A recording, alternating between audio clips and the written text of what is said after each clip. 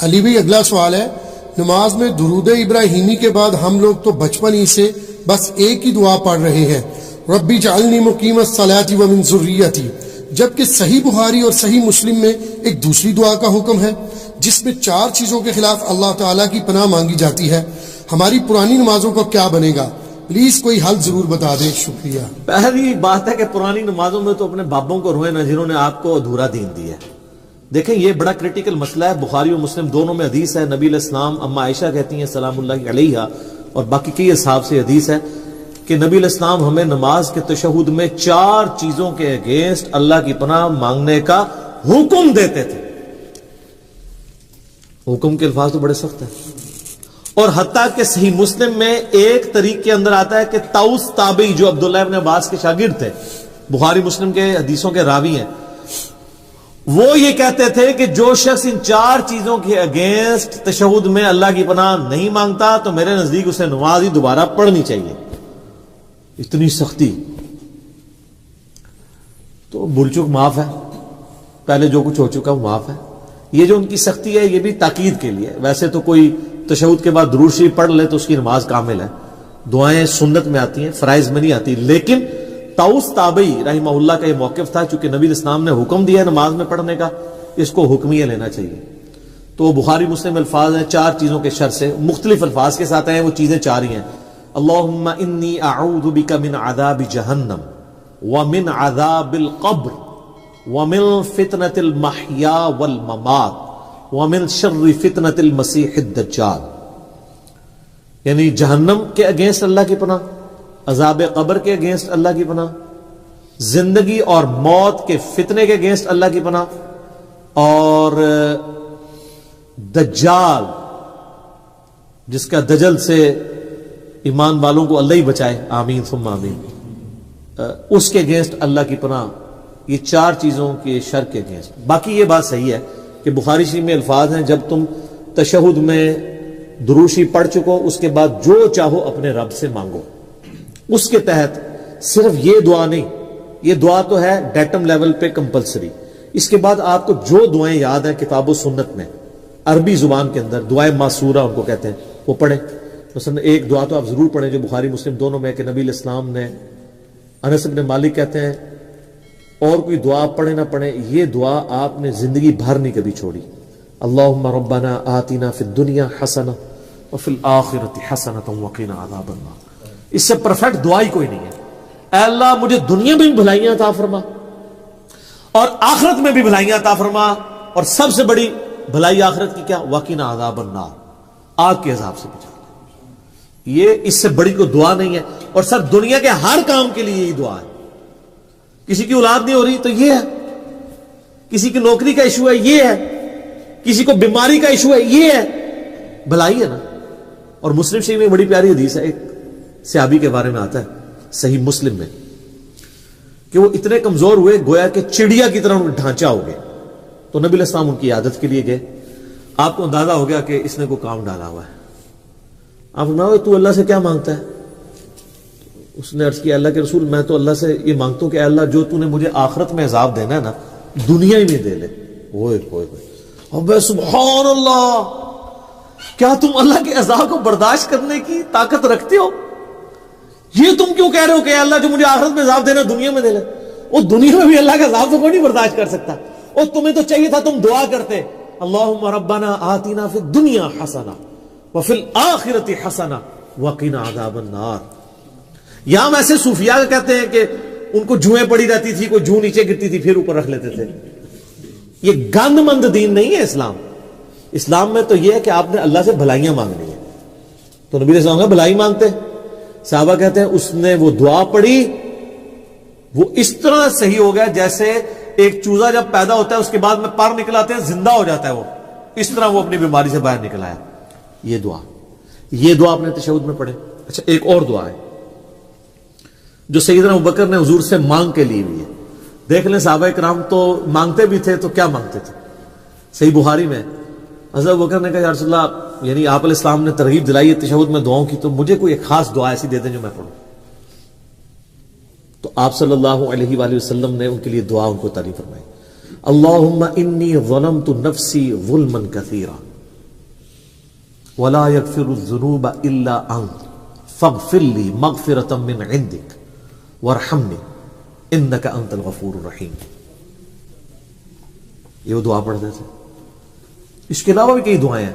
رب اجعلنی ضرور پڑھیں. میں تو بلکہ کہتا ہوں رب اجعلنی مقیم الصلاۃ ومن ذریتی ربنا وتقبل دعا. اس میں ماں باپ کے لیے اولاد کے لیے دعا ہے. ایک اسپیسیفکلی اپنے ماں باپ کے لیے دعا کریں جو قرآن میں اللہ نے حکمن کہی ہے, رب ارحمہما کما ربیانی صغیرا. اے رب ان دونوں پہ رحم فرما جس طرح بچپن میں انہوں نے مجھ پہ رحم کیا تھا. یہ دعا پڑھیں. اور سر ایک اور دعا بھی یاد ضرور کریں. میں نے بڑی دفعہ اس کی ترغیب دلائی ہے, خدا کے لیے اب اس کو سیریس لیں. مشکات شریف میں 748 نمبر حدیث ہے. یہ مجھے زبانی یاد ہو گیا ہے نمبر بتا کے, ترمذی کے حوالے سے. جامعہ ترمذی میں سورہ صاد کی تفسیر میں یہ آیت ہے, یہ والی حدیث ہے. مشکات میں کتاب المساجد چیپٹر میں پہلی جلد میں 748 نمبر حدیث ہے. نبی علیہ السلام نے جب اللہ کی خواب میں زیارت کی تھی تو انہوں نے اللہ تعالیٰ سے وہ دعا مانگی تھی.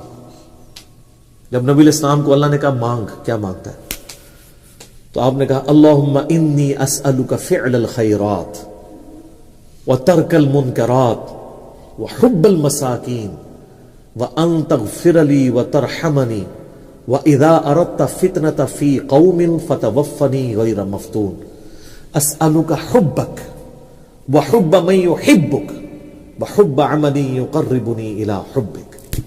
کیا پرفیکٹ دعا ہے. یہ تشہد میں ضرور پڑھا کریں, بلکہ سجدے میں پڑھا کریں. صحیح مسلم میں حدیث ہے کہ انسان سجدے میں سب سے زیادہ اپنے رب کے قریب ہوتا ہے, لہذا خوب دعائیں مانگا کرو.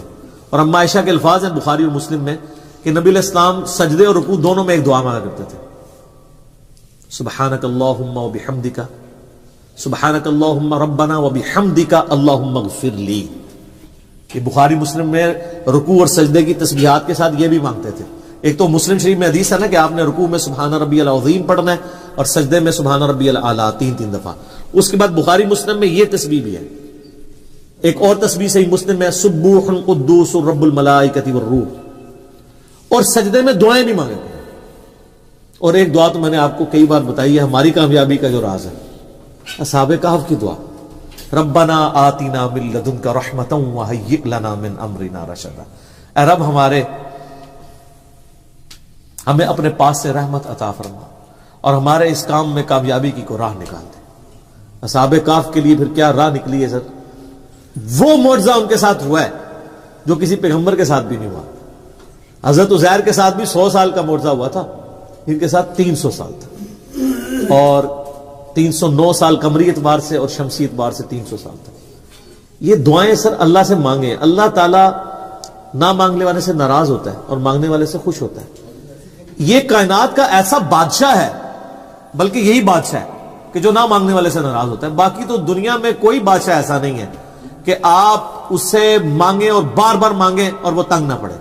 اللہ کہتا ہے نہیں مانگو گے میں ناراض ہو جاؤں گا. ادعونی استجب لکم, سورۃ المؤمن آیت نمبر 60. اے میرے بندوں مجھ سے مانگو میں عطا کروں گا.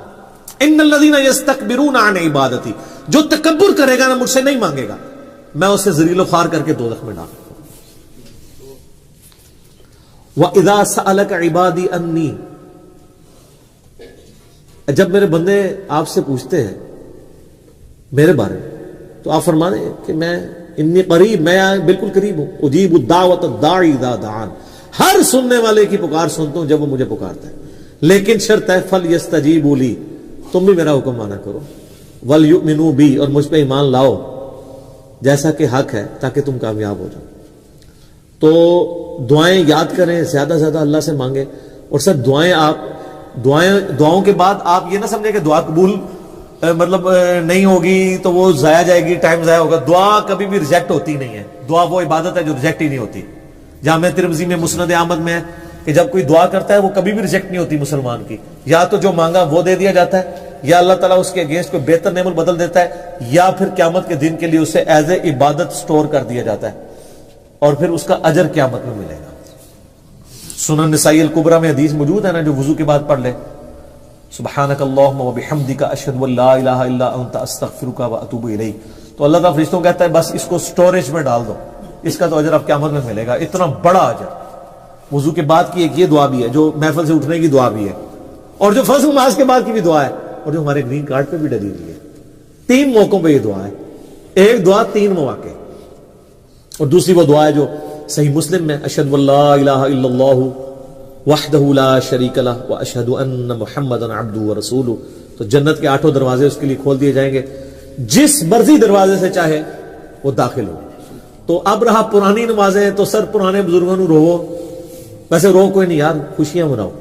یہاں لوگ پرانی چیزوں کو روتے ہیں. یار آپ شکر نہیں ادا کرتے کہ جن کو آپ اتنا بڑا سمجھتے تھے وہ تو مارے گئے تھے.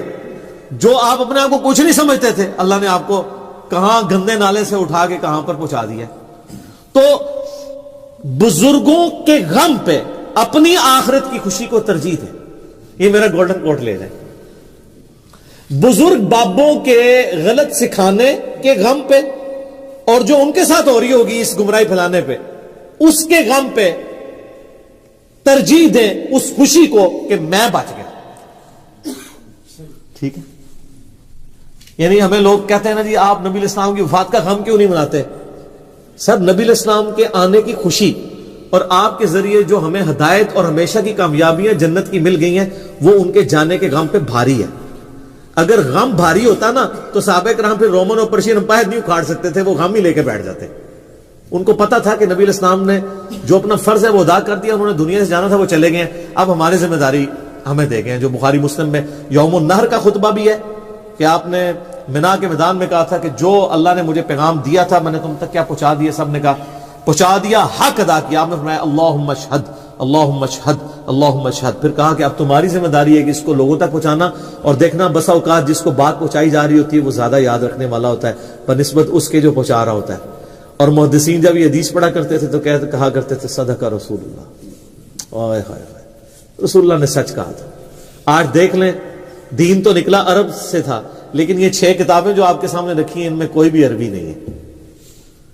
آج چینل تو سعودیہ عرب کا ہوتا ہے جو ہم چینل دیکھتے ہیں, لیکن حدیثیں چل رہی ہوتی ہیں رشیا کی اور ایران کی. امام بخاری رشیا سے, امام مسلم ایران سے, نیشا پور کے رہنے والے کشیریا قبیلے کے. آج بھی نیشا پور ایران کا شہر ہے, اور اسی نیشا پور میں امام حاکم بھی ہیں جنہوں نے مستدرک الحاکم لکھی ہے, وہ بھی نیشا پوری ہیں. بخارا, ہاں رشیا میں بخارا, ٹھیک ہے. اب وہ رشیا کہا جاتا ہے نا اسے. اور تسی اگر نٹی گریٹی سننا شروع کر دو جو گل ہے انہوں پڑھو, ٹھیک ہے. تو یہ ذالک فضل اللہ یؤتیہ من یشاء. یعنی آپ اس غم کو لے کے بیٹھ جائیں کہ میں تیرے ہوتے جنم لیا ہوتا. نہ سر, آج بھی جنم لو تو تسی بہت کچھ کر سکتے ہو. امام بخاری کے لیے کہتے تیرے ہوتے جنم لیا ہوتا, تو سر انہوں نے اپنے زندگی میں 200 سال بعد آگے ثابت کیا ہے کہ تیرے ہوتے جنم تو نہیں لیا, لیکن کام وہ کیا ہے کہ جو تیرے ہوتے ہوئے جنم لیے والوں میں سے بھی کئی لوگوں سے نہیں ہو سکا. سر تھوڑی بات ہے, پوری دین کی عمارت کھڑی ہوئی ہے, ٹھیک ہے. تو غم کی بجائے نا کام کیا کریں. میرے آگے آ کے سارے رونا, او جی وہ اے ہو رہا ہے جی, وہ ہو رہا ہے جی, دیکھو جی دنیا کس پاس جا رہی ہے. سر اے رونے نہ رو, ان لوگوں دی ریمیڈیز کو